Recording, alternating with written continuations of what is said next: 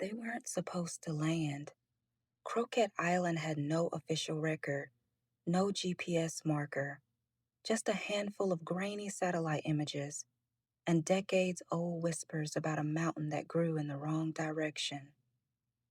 Theo had read about it in a Reddit thread marked deleted, and 2 weeks later, they were 5 people deep on a private boat with cracked maps and rented gear. No one spoke much as the island came into view, fog-drenched, overgrown, and oddly silent.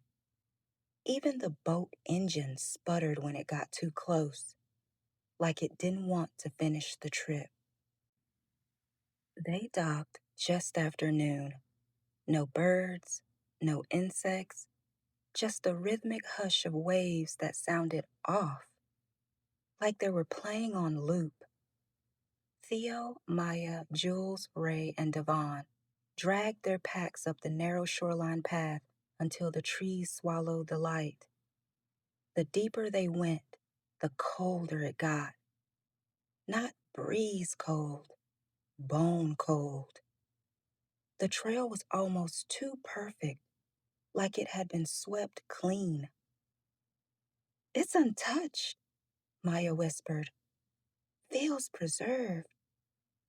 But preserved by what? No one answered. Ahead, half buried in the roots of a crooked tree, was a rusted sign. "Welcome to Croquette Island. Elevation unknown." The first strange thing happened at the base of the mountain. Devon's compass spun wildly, refusing to settle. Theo's phone glitched. First the screen froze, then the camera snapped a photo on its own. When he opened the gallery, it wasn't of the group. It was a blurred image of someone deep in the woods, alone, facing away. But no one had wandered off. "It's probably old data stuck in the cache," Ray muttered, trying to laugh, but no one joined him. Jules stared at the photo, her face pale. "That's my jacket," she said quietly. "But I didn't take that path." They climbed for hours, but the sun never moved.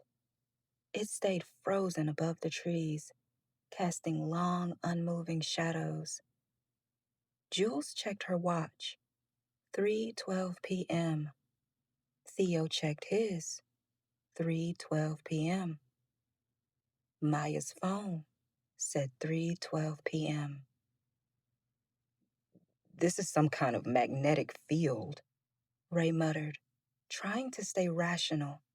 But Melanie, who had been quiet the whole time, pointed to a trail behind them. It was gone. Not overgrown. Gone. Just thick trees and moss where a path had been seconds ago. And ahead, the mountain kept rising, taller, steeper, as if it was growing with them. That night, they made camp near a boulder shaped like a hunched figure. No one wanted to mention it, but everyone noticed. Theo built the fire. Jules tried to mark a tree nearby with her knife, but when she turned back moments later, the mark was gone. Devon wandered off to pee and didn't come back. They searched for hours, calling his name, but the woods swallowed every sound. Then Maya heard it. Not Devon's voice, but something wearing it. It echoed from different directions, broken and slow. "Help, help me, help me." But Devon's voice had always had a stutter. This one didn't. They didn't sleep. The fire burned low and dim, no matter how much wood Theo added. Every hour or so, something passed through the trees just outside the firelight. They never saw it fully, only the shape of limbs too long, joints bending the wrong way, a dragging sound that paused when they breathed too loud. By dawn, Ray was gone. No signs of struggle, just his boots placed neatly by the fire and a red thread tied around one tree branch, swaying gently. Melanie finally spoke. The mountain, it takes one every night. No one asked her how she knew. They were all too afraid of what she might say next. By the third night, only Theo and Melanie remained. Their voices were hoarse from screaming, from denying what they both knew was coming. The mountain loomed above them, closer now, even though neither of them remembered climbing. Theo opened his journal to write down what was happening, proof that this was real.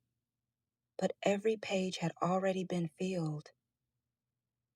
You came here, the words read in his own handwriting. Now you belong to her.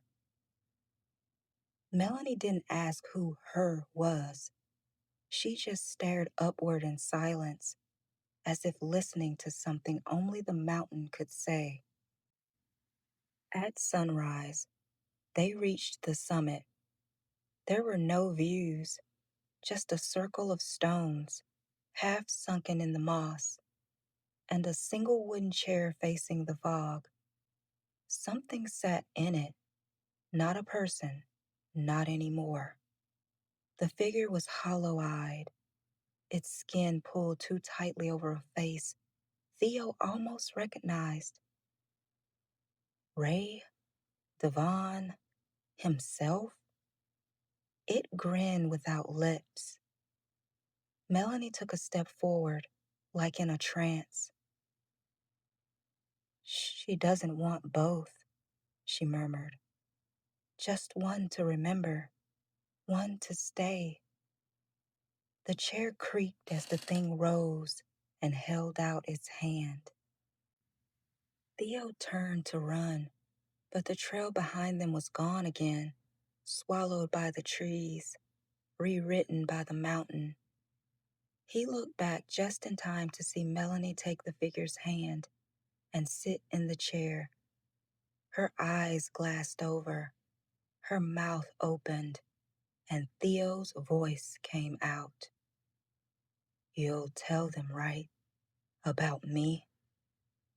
He screamed, backed away, fell, ran. When the rescue team found him days later, starving, shaking, he could only say one thing. I forgot her name, but she remembered mine.